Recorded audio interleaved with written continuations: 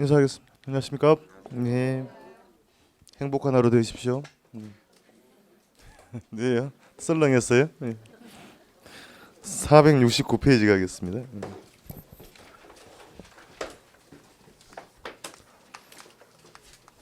지난주 홍보했던 MBS 제도, 자 주택저당 유동화 제도의 구조를 다시 한번 보고요. 간단하게 보고 발행 효과 정리하겠습니다. 시장 구조는 이 MBS를 제도를 통해서 발행된 게 금융공사의 모기지론이라 그랬죠. 그렇습니까? 장기주택 대출 상품이다. 간단하게 정리하고 합니다. 차입자였습니다. 여러분입니다. 발행은 금융공사에서 하되 판매 대행은 어디서 하다 그랬죠? 은행이다. 은행은 1차 기관이다 라고 했습니다. 그럼 대출을 요청해주면 하면 모기지론 대출을 실행하고 원금이자 받을 권리를 뭐라고 했습니까? 주택저당 대출채권, 줄여서 이제 주택저당 채권이다라고 해요. 이게 원금이자 받을 권리라 했잖아요. 그 원금이자 받을 권리를 묶어서 판다라고 했습니다. 묶음을 뭐라고 했던가요? 집합물이다 그랬습니다. 그럼 집합물을 누구한테 매각하고? 금융공사. 이 금융공사가 2차 기관 역할을 수행한다라고 해서 금융공사에게 집합물이 넘어갔으니까 반대급부 자금을 제공할 의무가 있죠. 그렇습니까? 그럼 금융공사는 보유한 집합물을 기초로 담보로 해서 주택저당증권 MBS를 발행해서 기관 투자자에게 팔더라라고 했습니다. 국채보다 많이 주고 국가가 수익률 지급 보증해주기 때문에 MBS에 투자하면 자금은 다시 금융공사에게, 이 자금은 금융기관에 제공돼서 모기지론 대출이 만들어졌다라고 했습니다. 이게 유동화 시장이었죠. 그래서 지난주에 이제 1차 시장, 2차 시장, 시장 구조를 정리를 하신 거고, 그럼 이제 이렇게 함을 통해서 궁극적으로 이제 모기지론 대출 수요가 늘어나겠죠. 그러니까 획기적인 사건입니다. 당시만 하더라도 2004년도만 하더라도 은행이 장기 대출 고정금리로 집값의 70%까지 대출해준 상품은 없어요. 그러니까 그렇게 해주니까 주택의 수요가 늘어나겠죠. 그러니까 이제 뭘 물어보는 거냐면 이 제도를 하면 각 주체에 어떤 효과가 있습니까? 라고 묻는 겁니다. 자금 공급이 많이 되니까 차입 기회가 늘어났고 대출 수요 증가되고 주택의 수요도 뭐 하더라? 증가하더라. 그럼 수요가 증가되니까요. 주택 가격 뭐하고? 상승하고 거래량도 늘어날 수 있다. 기본으로 묻습니다. 유동화 제도를 하게 되면 다른 조건 일정할 때 주택의 수요가 뭐하더라? 증가하더라. 그럼 정부가 그러면 가격을 올리기 위해서 개입을 한 게 아니고요. 이렇게 가격이 오르고 거래가 늘어나면 일단 돈이 돌죠. 경기 부양 효과가 있고 건설업자 입장에서는 그러면 돈 벌 기회가 된 거 아닙니까? 그렇죠? 아파트의 공급을 늘리더라는 얘기입니다. 그러니까 다 지나간 얘기인데요. 구제금융 이후에 그 이전에 이제 DJ 정부, 와이스 정부부터 해서 DJ 정부까지 건설 경기에 대해서 별로 그렇게 관심을 안 두고 있었어요. 그러니까 상대적으로 좀 취하겠다는 얘기입니다. 그래서 건설 경기를 부양할 목적입니다. 그러니까 아파트를 건설을 하게 되면 대규모 택지 개발해야 되는 거죠. 택지 개발도 필요하고 자재가 필요할 거 아니에요.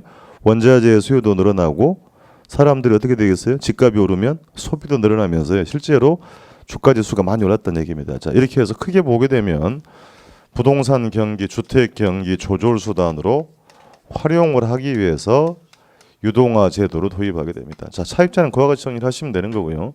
그러면 금융기관 입장에서는 좋은 게 뭡니까? 이게 다 보입니다. 집합물을 팔아서 돈을 끌어왔죠. 그러니까 이전보다 자금 조달이 용이해진 거란 얘기입니다. 이게 가장 중요한 편이죠. 그러니까 은행 입장에서는 은행의 신용도가 안 좋으면 은행이 발행한 주식이나 채권에 누가 투자하지 않겠죠. 그렇습니까? 그럼 은행의 신용도가 나빠도 보유하고 있는 자산의 신용도만 높으면 이걸 팔아서 자금을 조달할 수 있더란 얘기입니다. 그러니까 자금 조달이 용이해졌으니까 이전보다 돈 많이 끌어와서 공격제 대출이 가능하더라. 그럼 거기서 이자 수익이 생기고 수수료 수입이 생기더란 얘기입니다. 그럼 시험에 묻는 표현. 자, 다시 갑니다. 금융공사와 기관 투자자가 없다고 하면 2차 시장, 유동화 시장이 없다고 하면 자금은 더 제공할 수 없는 거죠. 그러니까 이게 있으니까 자금을 더 공급할 수가 있더라. 자, 이게 없다라고 하면 대출을 실행하고 이 대출이 장기 대출이죠. 대출할 때는 일시금 대출을 하죠. 회수할 때는 장기 분할 회수를 하게 됩니다. 그럼 이제 뭐가 문제죠? 원금이 빨리빨리 회수가 안 되는 문제가 있다. 이걸 무슨 위험이라고 했던 거예요, 지난주에?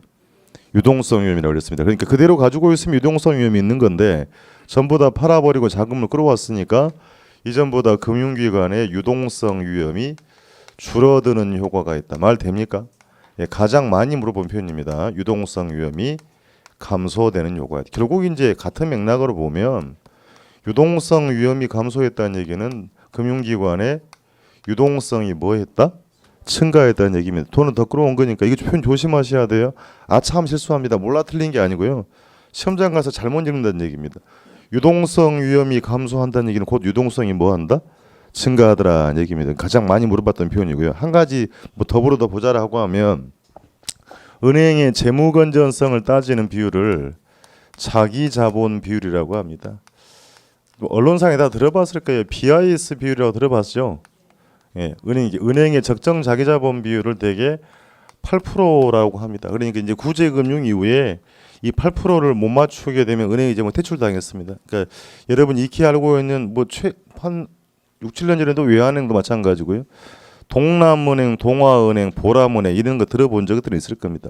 젊으신 분들이 좀 기억이 없을 것 같고, 그러니까 다 8%가 안 돼서 퇴출당한 은행들이 그래서 8%를 맞추라 하다 보니까 이걸 어떻게 한단 말입니까? 전부 다 팔았다는 얘기입니다. 판 대신 뭐가 들어왔어요? 현금이 들어온 겁니다. 그러니까 이전보다 자기 자본 비율이 실제로 14, 15%까지 향상이 됐어요. 유동화 제도 이후에. 그러니까 금융기관의 주가도 상당히 큰 폭으로 상승했더라는 얘기입니다. 자, 그럼 세 번째 갈게요. 이제 금융공사가 합니다. 지난주에 용어 정했어요. 중간에 끼어서 집합물 받아와서 MBS 발행하고 끌어온 자금을 다시 제공하고 있으니까 포괄적으로 쓰면 금융공사는 유동화 중개기관 역할을 수행한다라고 했었죠. 그렇습니까? 그러니까 눈에 보입니다. MBS 뭐 하고 있어요? 발행하고 있다. 금융공사가 MBS 발행하고 있고 기관 투자자에게 MBS에 대한 수익률 지급 보증하고 있죠.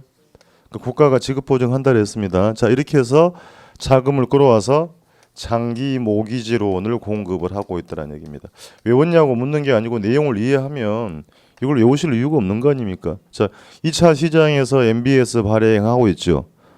기관에게 뭐 하고요? 수익률 지급 보증하고 끌어온 자금으로 장기 모기지론을 공급을 하고 있다는 얘기입니다. 그럼 부가적으로 보실 내용은 좀 있어요. 자, 모기지론의 차입자는 무주택자나 1주택 소유자가 이용할 수 있습니다.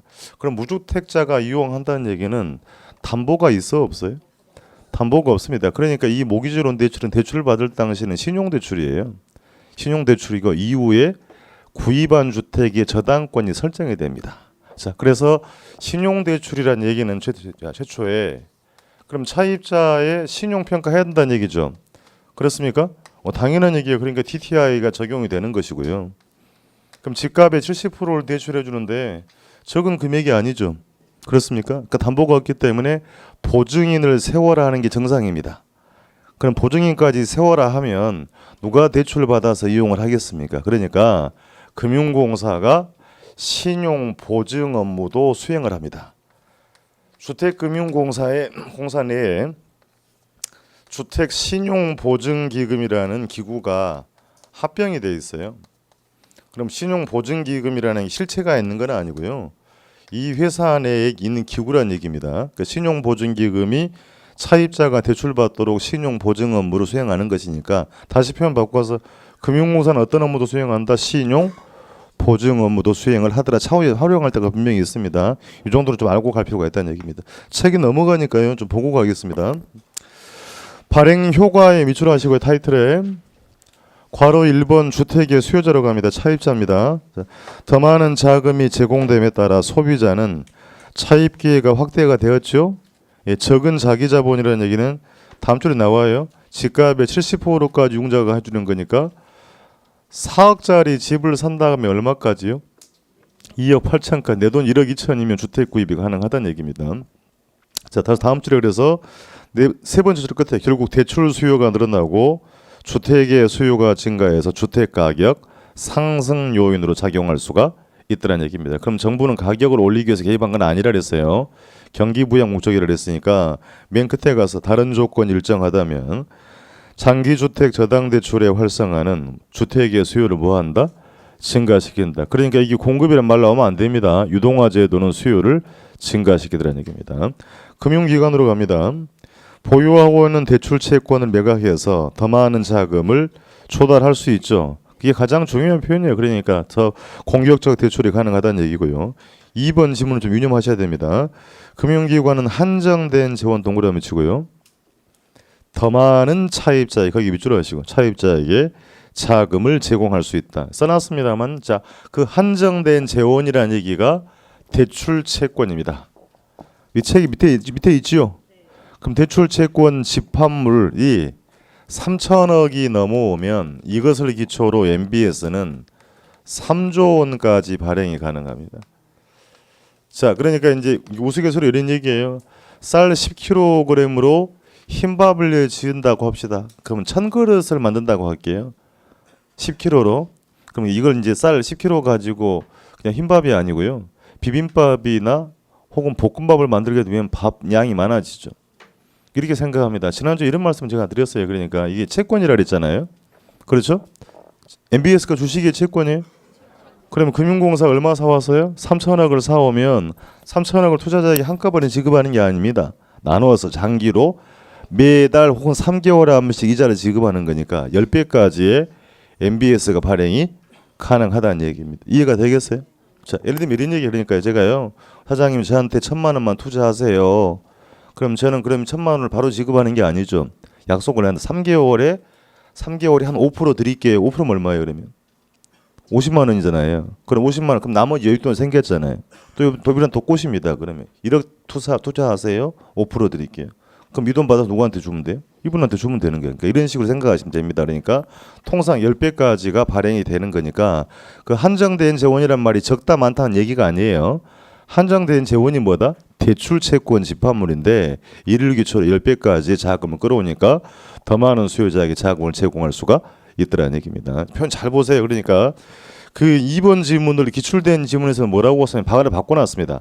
많은 재원으로 한정된 수요자라고 이렇게 낸 적이 있어요. 말 됩니까? 안 됩니까?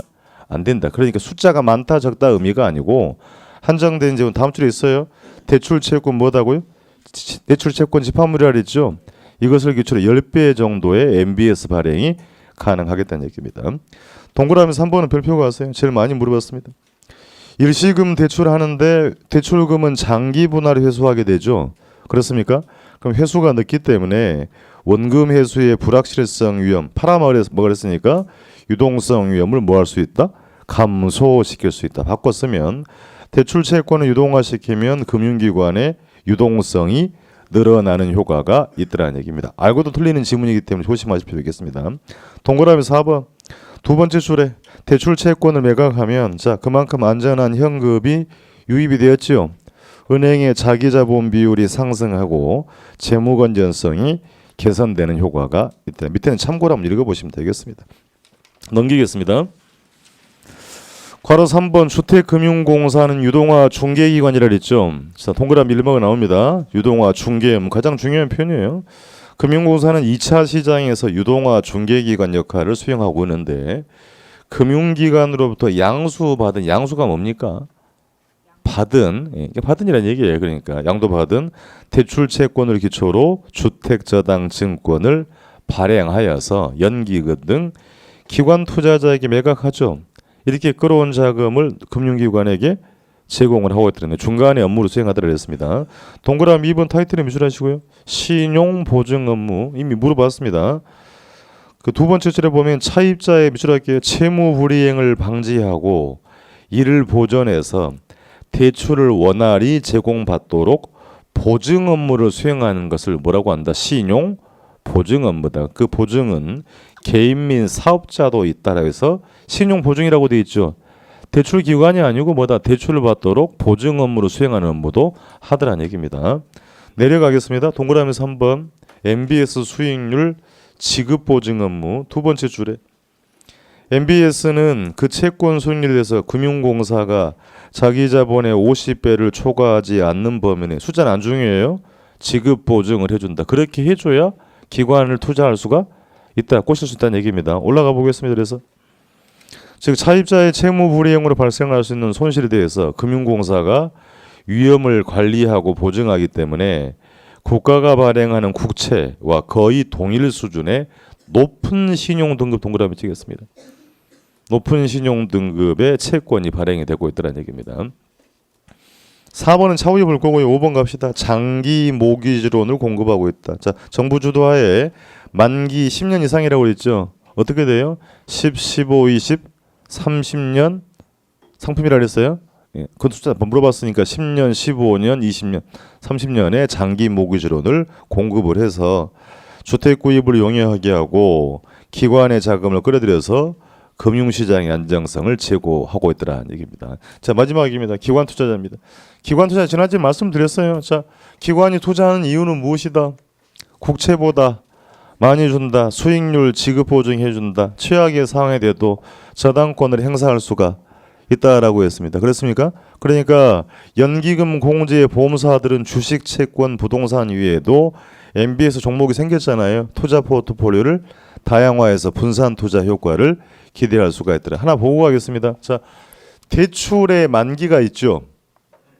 대출에 그럼 MBS 채권도 만기가 있습니다. 자, 그러니까 다시 대출의 만기가 있는 것처럼 채권도 만기가 있어요.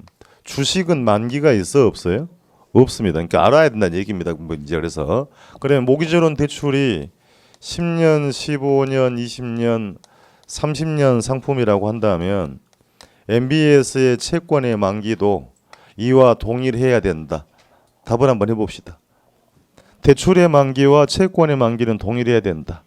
그럴 필요는 없습니다. 그러니까 대출의 만기보다 짧은 만기를 가진 혹은 긴 만기를 가진 MBS를 발행할 수도 있습니다. 이미 한번 물어봤어요. 그럼에도 불구하고 대다수 5년 이상의 장기 채권입니다.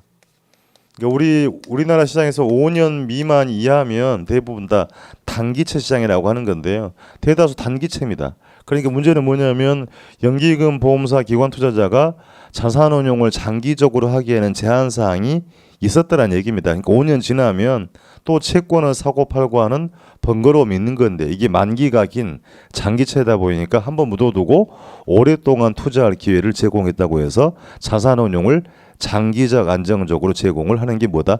MBS라는 얘기입니다. 자, 확인할게요.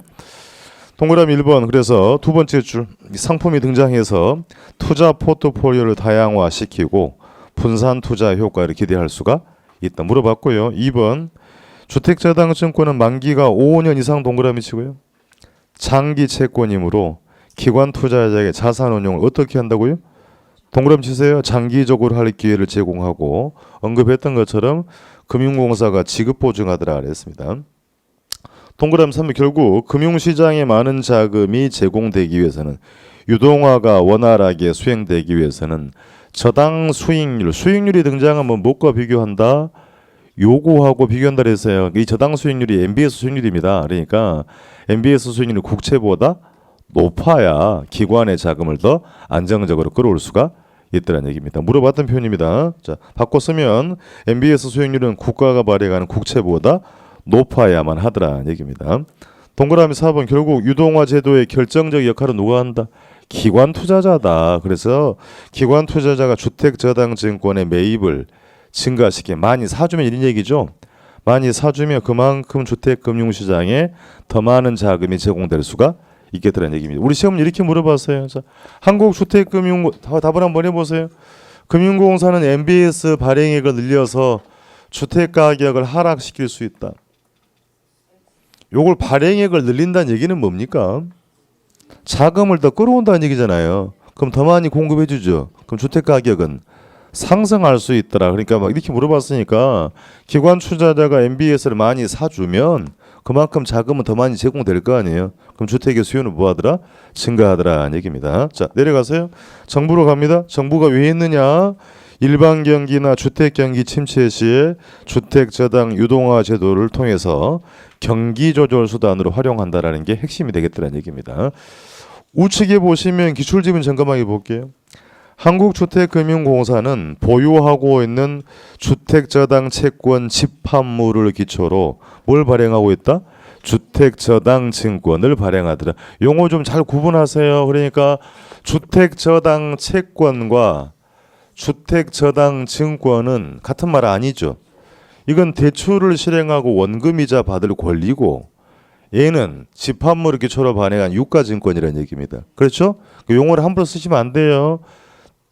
이게 뭐예요? 대출하고 원금이자 받을 권리. 그럼 이 채권 집합물로 발행한 걸 뭐라고 한다? 주택저당 증권이다라고 하겠다는 얘기입니다. 자, 자주 물어봤던 표현이군요. 넘겨볼게요. 넘겨서 이제 표로 정리가 돼 있고요. 밑에 기출 파이책에 한번 봅시다. 주택저당 증권의 발행 효과에 대한 설명 중 틀린 거 물어봤습니다. 1번, 주택 수요자에게 안정적으로 장기 대출을 해줄 가능성이 늘어난 거죠. 그렇습니까? 2번, 금융기관은 보유하고 있는 주택담보대출 채권을 유동화해서 자금을 조달할 수 있다. 그렇습니까? 3번, 채권 투자자 누구예요?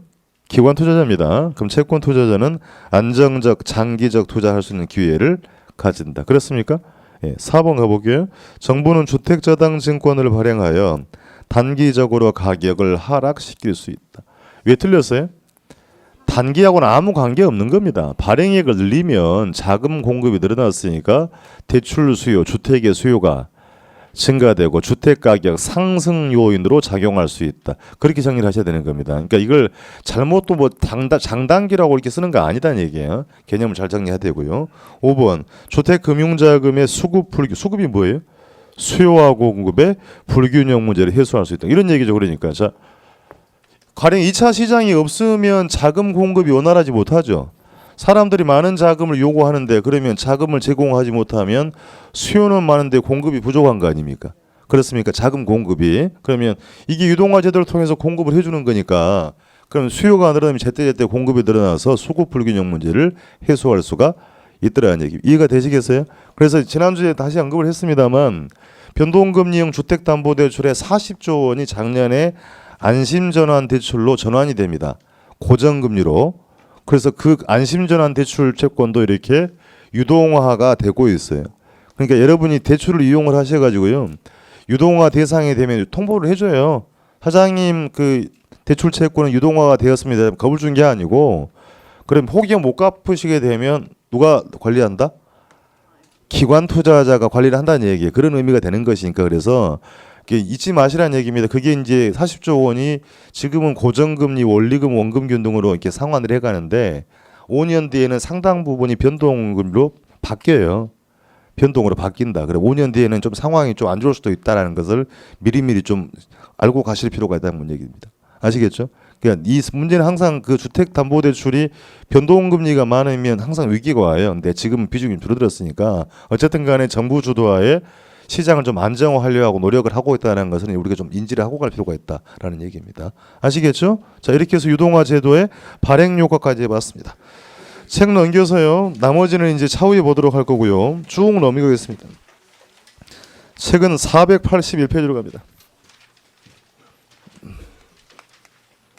이제 481페이지로 가시면 이제 개발금융 파트가 나옵니다. 자, 타이틀이 개발금융이라고 돼 있죠? 그렇습니까? 예. 개발업자가, 그러니까 공급자가 자금을 조달하는 방법을 개발금융이라고 합니다. 또 나왔는데요. 그래서 첫 번째 보실 내용이 전통적인 타이틀에 밑줄할게요. 프로젝트 파이낸싱이라고 돼 있죠? 그렇습니까? 예. 프로젝트 파이낸싱을 공부합니다. 이것은 우리말로 쓰지는 않습니다. 그냥 PF 기법이라고 합니다. 프로젝트 파이낸싱 기법이라고 합니다. 그럼 표현을 그대로 쓰면요, 건설회사가 예를 들면 물적인 담보나 신용에 근거하지 않습니다. 신용에 기초하지 않고 향후에 개발 사업을 하면 개발 사업의 장래 수익성, 장래 현금 흐름을 가지고 금융기관으로부터 차입하는 방법을 프로젝트 파이낸싱이라고 합니다. 그러니까 사업의 수익성 기초로 자금을 조달하는 방식이라는 얘기입니다. 논리적으로 앞뒤가 안 맞는 얘기죠. 예를 들어서요. 자, 여러분이요. 그 피자 가게를 한다고 합시다. 피자 가게. 제가 그래서 피자 가게를 하고 싶은데 그러면 담보가 없으면 대출 받기가 어렵죠. 그렇습니까? 은행 가서 이렇게 말하는 겁니다. 제가 피자 가게를 해가지고요. 1년 동안에 피자를 10만 판을 팔 겁니다. 그럼 이게 이 경비 떼내고 나서 수익이 이만큼 나옵니다라고 보고서를 가지고 가는 거예요. 은행한테. 그럼 은행 가서 대출 좀 해주세요라면 은행에서 뭐라 그러겠어요? 아저씨 정신 나갔어요 합니다. 자, 그러니까 이 방법은 돈을 필요로 하는 사람 차입자가 원해서 한 게 아니고요. 은행이 남아도는 현금 유동성을 대출을 해야 되는데 2003년도 4년도에 카드 사태가 있었죠. 카드 사태. 대출 규제가 강화되다 보니까 대출을 엄격하게 하다 봅니다. 그러니까 돈을 못 굴리는 거예요. 그러니까 그래서 방법을 만들어낸 게 PF입니다. 그러니까 당신의 신용이나 담보는 안 볼 테니까 그 아파트 사업을 해서 분양이 되면 분양 수익금이 들어올 거 아니냐. 이 분양 수익금 보고서를 가져와 보세요. 그것 보고 판단해서 대출을 한다는 게 프로젝트 파이낸싱입니다. 이해가 되겠습니까? 그러니까 기본 표현이에요. 그러니까 물적 담보나 신용에 근거하지 않고 뭘 기초로 사업의 수익성 기초로 차입을 하는 방법을 프로젝트 파이낸싱을 한다는 얘기입니다. 자, 그러면 이제 주로 대규모 개발 사업에 활용이 됩니다. 예를 들어서 볼게요. 간단하게 보고 갑시다. 아파트 개발 사업을 하려고 하는데요. 대규모라 했으니까 개별 건설회사 혼자 하기는 좀 부담스럽다는 얘기입니다. 사업하다 보다는 어떻게 돼요? 위험이 커지는 거죠. 그러니까 예를 들면 제가 실명을 거론하는데 오해는 하지 마세요. 이해를 돕기 위한 표현인 거니까. 현진건설이라고 있었습니다. 들어본 적 있어요? 예. 뭐 대주건설의 회사도 있죠. 자, 예를 들어서요. 이런 건설회사들이 그러니까 가만 들어봤더니 메이저급은 어떤 아니었단 말입니다. 그 메이저급 A급 건설회사들이 굳이 이런 방법으로 돈을 끌어갈 필요는 없는 거죠. 본인이 자금 조달 능력이 좋은 거니까 별로 빌릴 필요 없는 건 되게 중소건설사들이 이 방식을 많이 씁니다. 그러니까 대규모 사업이다 보니까 이 사업 주체가 같이 사업을 하는 거예요. 그래서 사업 주체들이 공동으로 출자합니다. 출자를 해서 별도의 회사를 만들어요. 예를 들면 이렇게 판교 개발 이렇게 해서 회사를 만듭니다. 그럼 또 이 회사도 역시 SPC라고 할 건데요. 프로젝트 회사입니다. 그럼 여기는 지난주에 한번 들어봤어요? 유동화 전문회사란 말 들어봤죠? 여기는 유동화 전문회사가 아니고 프로젝트 회사입니다. 그러니까 앞으로 아파트 사업을 할 프로젝트 회사를 뭐라고 한다? SPC 하겠다는 얘기입니다. 그럼 얘도 페이퍼 컴퍼니예요. 명목회사고 그러면 이 왼쪽에 보이는 개별 회사들하고는 경제적 법적으로 독립된 회사입니다. 자, 그러니까 제가 점점점 했던 이유는 연결되어 있지 않다는 얘기예요. 자, 공동으로 출자를 해서 프로젝트 회사를 설립을 하고 그러면 이제 뭘로 한다 그랬어요? 수익성 기초로 자금을 조달한다 그랬죠. 우리가 아파트 개발 사업을 해서 이만큼 분양이 되면 이만큼 수익이 발생합니다. 투자론 시간에 MPV, PI 공부한 적 있죠. 이 보고서를 만들어서 은행 가서 대출을 요청합니다. 그래서 예를 들면 우리은행에 대출을 해주라 했더니 우리은행 대출해주면 문제는 잘 되면 대박인데 안 되면 쪽박이 되죠. 담보나 신용이 있다 없다. 그럼 위험을 줄이기 위해서요. 주변에 꼬십니다. 하나은행도 꼬시고 상호저축은행 같이 합시다 하고 합니다. 이유가 있는 겁니다. 자, 왼쪽에 보시면 건설회사는 혼자 하면 위험이 크다 그랬죠. 위험을 배분하기 위해서 흔히 컨소시엄을 구성한다. 이런 표현 들어본 적 있나요? 연합법인을 구성한다는 얘기고요. 금융기관 입장에서도 위험을 줄이고자 같이 대출합니다. 그래서 공동 대출하는 것을 대주단, 금융지원단이다라고 표현을 쓰고요. 이걸 우리가 실무에서는 이렇게 씁니다. 실무에서는 신디케이트론이다라고 합니다. 그러니까 공동 대출하는 걸 뭐라고 한다? 신디케이트론이다. 그럼 이렇게 하는 이유는 뭐다? 위험을 배분하는 목적입니다. 그러니까 여러 사업체 같이 하기 때문에 위험을 배분하는 목적인데 사업이 잘못되면 오히려 이해관계 복잡하게 얽힌다는 단점도 있다는 얘기입니다. 자, 그래서 이제 금융기관이 사업성 검토해서 대출을 실행하겠죠. 그러면 대출을 실행할 거니까 그 대출을 PF 대출이다 이렇게 표현하고요.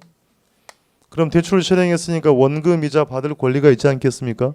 똑같은 표현으로 PF 대출 채권을 보유한다라고 합니다.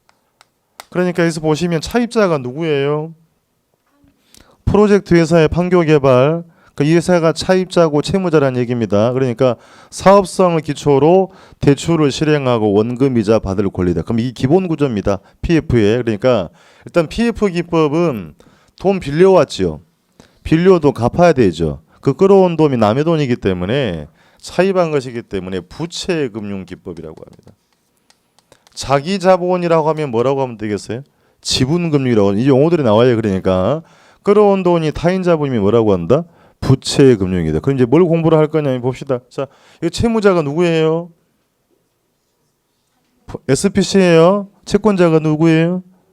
금융기관입니다. 그러면 자, 이 금융기관은 개별 사업주에게 빚 갚으라고 청구할 수 있어 없어요? 없어요. 그러니까 상환 청구할 수 없다고 해서 비소구 금융 방식이라고 합니다. 안일비란 얘기예요. 소구 금융이라는 것은 상환 청구를 한다는 얘기고요. 상환 청구할 수 없어요를 뭐라고 한다? 비소구 금융. 이게 채무자가 아니잖아요. 그러면 정말 봅시다. 정말 상환 청구할 수 없으면 돈 빌려가서 배째벌이 할 수 있죠. 그렇습니까? 그러니까 배째벌인데 정말로 그러면. 그러니까 이론적으로 비소구 금융 방식이고요. 사업이 잘못되면 너희들이 채무를 인수해 가라. 이렇게 사전에 약정이 되어 있습니다. 그러니까 실무적으로는 제한소구 금융 방식이다라고 합니다. 이걸 또 물었어요. 그러니까요. PF 기법은 이론적으로는 뭐다? 비소구 금융 방식입니다만 실무적으로는 여러 가지의 직간접 보증을 요구하기 때문에 뭐라고 표현한다? 제한소구 금융이다 한다는 얘기입니다. 그러니까 예를 봅시다. 사업이 잘못되면 실패를 하면 이게 페이퍼 컴퍼니라 그랬잖아요. 그렇죠? 그럼 회수를 해야 될 거 아닙니까?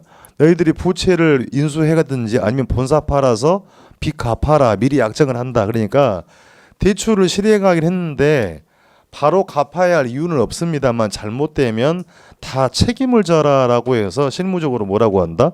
제한소구 금융 방식이라는 얘기입니다. 깊게는 안 봐도 용어는 아셔야 된다는 얘기예요. 그러면 자, 이 볼게요. 그러면 개별 사업 주체들의 장부에는 기업의 장부를 대차 대조표라고 합니다. 일정한 시점에 자산과 부채를 기록한 표인데요. 이들 사업 주체 장부에는 부채라고 기록이 돼 있어 안 돼 있어요?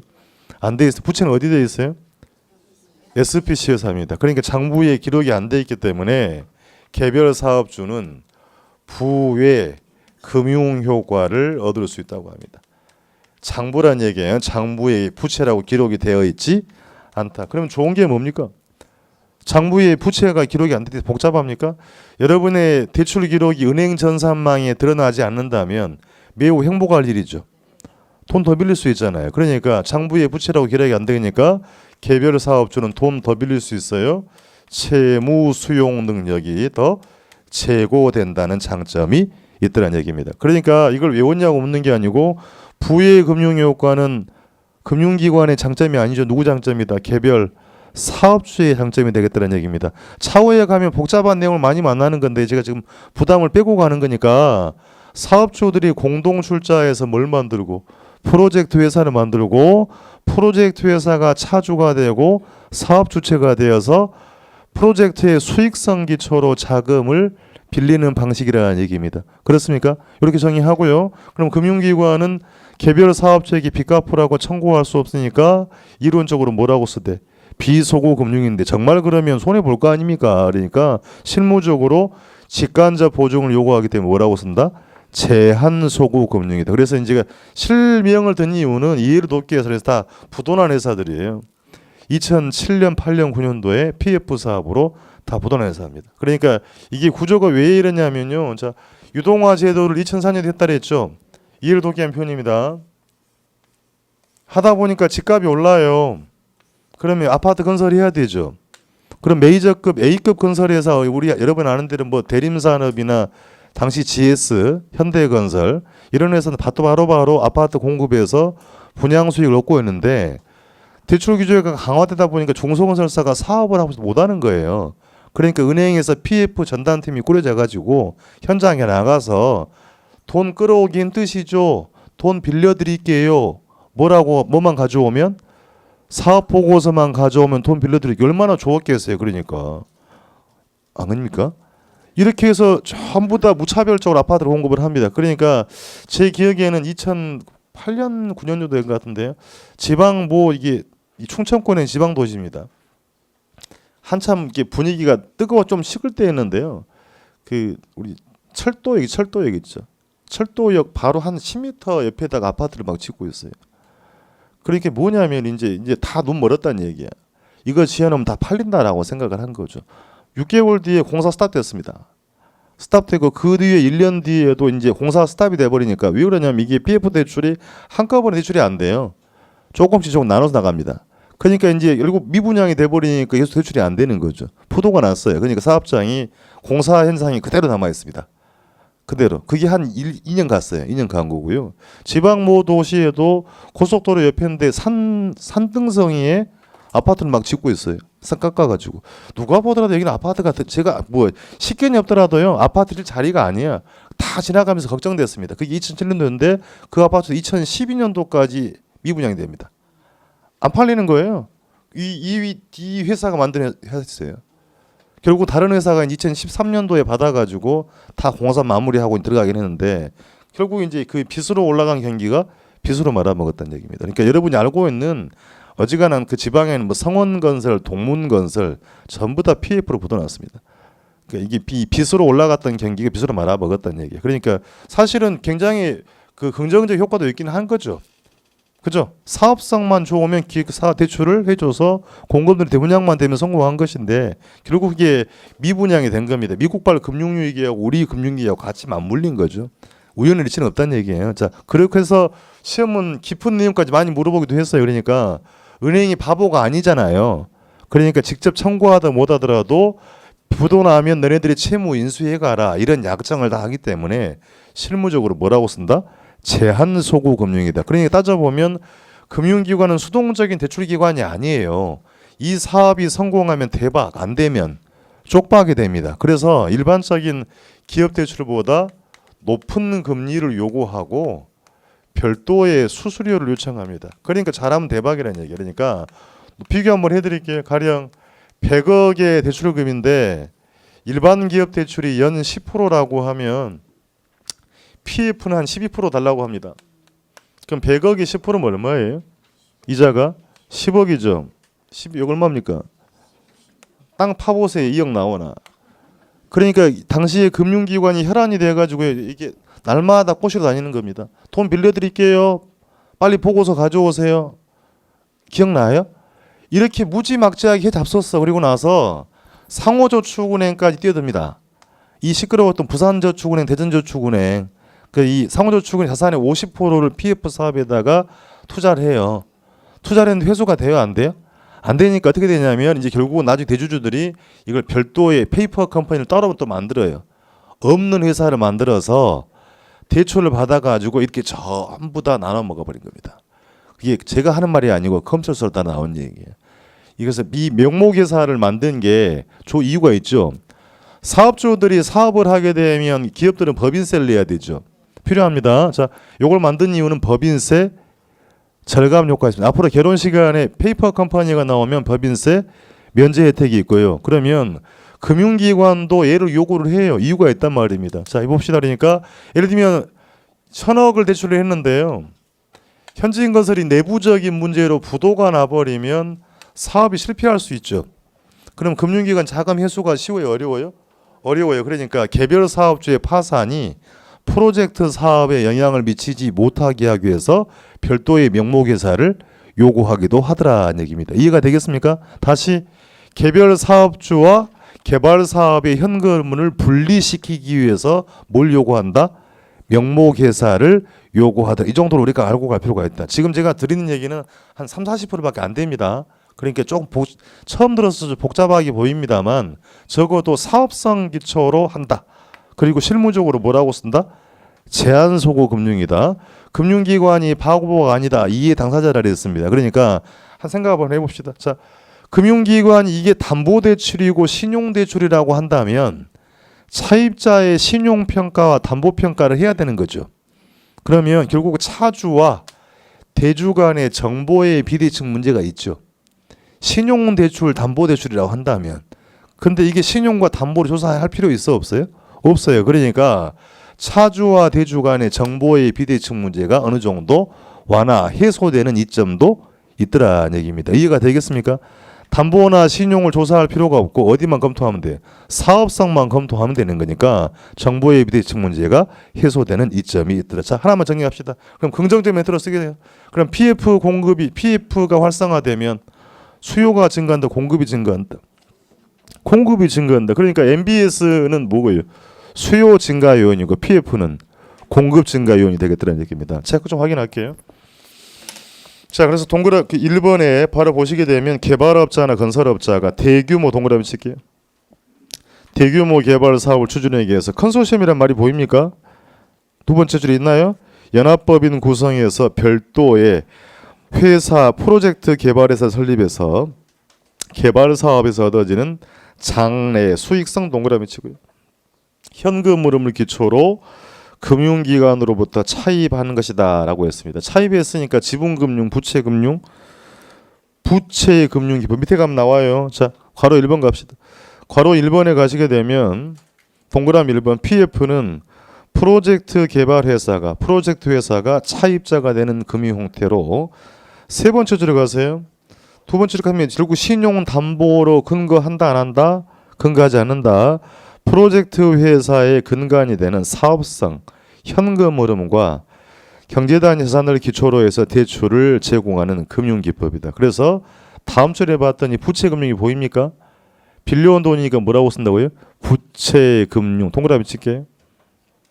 그럼 당연히 2번 원리금의 상환은 프로젝트 회사가 발생하는 분양 수익금을 가지고 원리금을 상환한다. 자, 채무자가 누구예요? 판교개발이죠. 그러면 원리금 상환해야 될 거 아니에요. 원리금 상환 어떻게?